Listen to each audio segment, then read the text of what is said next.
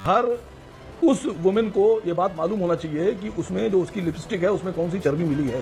हाय हाय हाय, मैं होता तो उसको बहुत कूटता।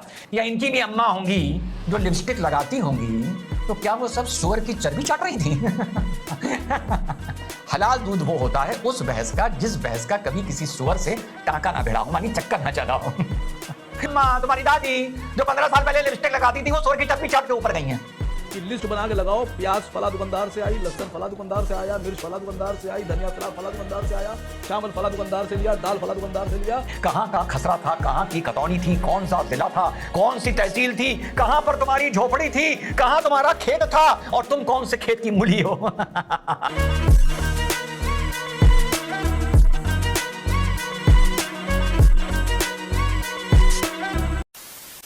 नमस्कार दोस्तों, डिबेट शो की एक और मजेदार वीडियो में आप सभी का स्वागत है। दोस्तों, ओवैसी के प्रवक्ता असीम वकार ने एक डिबेट में हलाल और झटका को लेकर एक बात कही थी, जिसमें उन्होंने कहा था कि मुस्लिम महिलाओं को पूरा हक है कि वो हलाल लिपस्टिक खरीदें, क्योंकि लिपस्टिक में जो है किसी जानवर की चर्बी मिलाई जाती है। अब दोस्तों, इसी को लेकर डॉक्टर रिजवान अहमद ने भी जवाब दिया है। अब दोस्तों, जवाब ऐसा दिया है जिसे देखने के बाद आप अपनी हंसी नहीं रोक पाएंगे। दोस्तों, वीडियो बहुत मजेदार होने वाली है, आपसे अनुरोध अंत तक जरूर देखना। अगर आप चैनल पर पहली बार आए हैं या चैनल को अभी तक सब्सक्राइब नहीं किया है तो चैनल को सब्सक्राइब किए बिना बिल्कुल मत जाना। चलिए दोस्तों, मेन वीडियो स्टार्ट करते हैं। वीडियो है सर, देख लेना सर, अब तक पूछेगा तो मालूम नहीं, देख लेना सर। देखिए, इन्हीं ने कहा कॉस्मेटिक लिपस्टिक में जानवरों की चर्बी मिलाई जाती है। वो कौन से जानवर की चर्बी है ये मालूम होना चाहिए।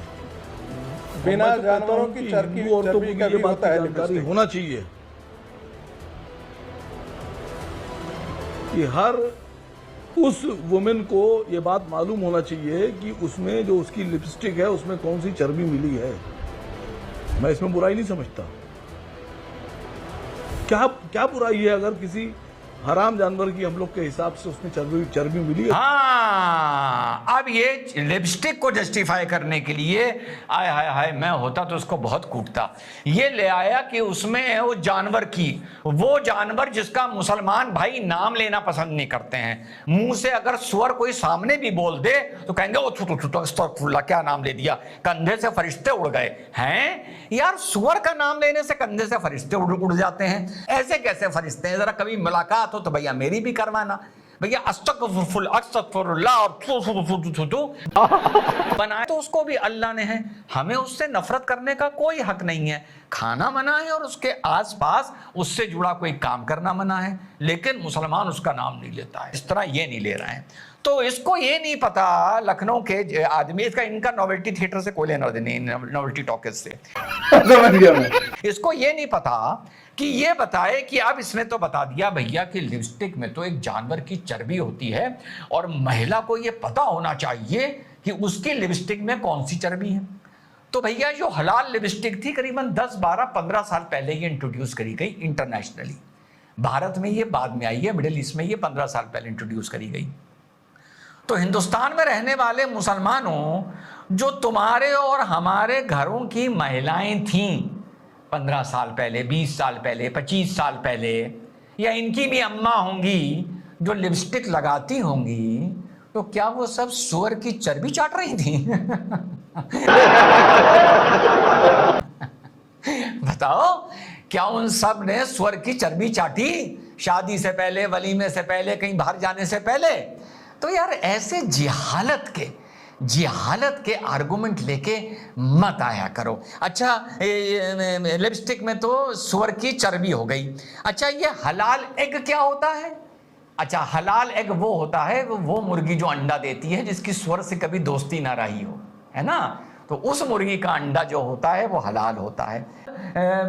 दूध क्या होता है? हलाल दूध जो कल दिखाया था, हलाल दूध वो होता है उस भैंस का जिस भैंस का कभी किसी सुअर से टांका ना भिड़ा हो, मानी चक्कर ना चला हो। कैसी अपमानजनक बातें कर रहा होता है ये, अश्लील है ये लोग। लिपस्टिक का तो तुमने बता दिया, तो जरा ये अंडे का और दूध का और चाय का भी बता दो, चाय का भी बता दो।